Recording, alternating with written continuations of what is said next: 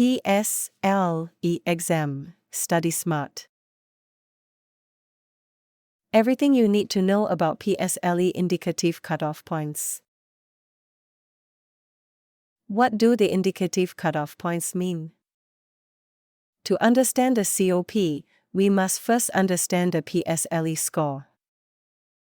The indicative PSLE score for each school is calculated using the results of the first and last students accepted to the institution. The last student's PSLE score, published in the previous year, calculates the school's indicative COP. Factors that determine the cutoff points. Raw subject scores. The AL scoring system comprises 8 bands, AL1 to AL8, based on curriculum learning goals, resulting in total scores ranging from 4 to 32. The PSLE exam score, the sum of the 4 subject scores, produces the final PSLE score.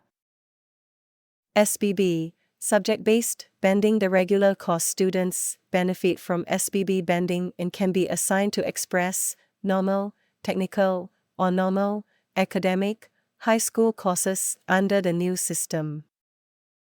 Derivation of the achievement level cutoff.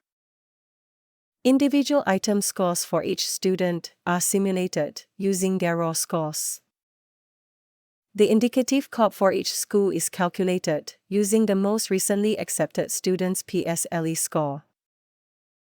The highest and lowest indicative COPs indicate the PSLE score range of that specific school, regardless of whether it is government, charter, government-aided, or independent. PSLE cutoff range list. Autonomous schools.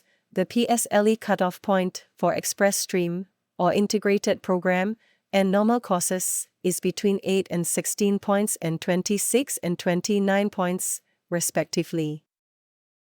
Government and government-aided schools. The indicative COP for express course students at these schools ranges from 7 to 9. Independent educational institutions. The COP for express, integrated program is 6 to 8 points, whereas the express course, O-level, is 8 to 10 points.